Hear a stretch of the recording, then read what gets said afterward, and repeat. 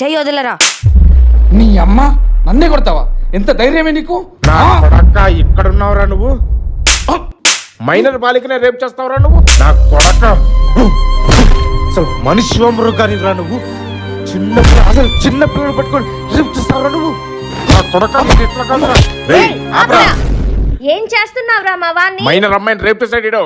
ఆ పిల్లక్కడ ప్రాణాపాయ స్థితిలో అయితే వాడేదో తెలియక చేసుంటాడు. వదిలేయాలా? ఎంత దారుణంగా చేశాడు తెలుసా ఇడు? మా వెనక ఎవరున్నారో తెలుసా?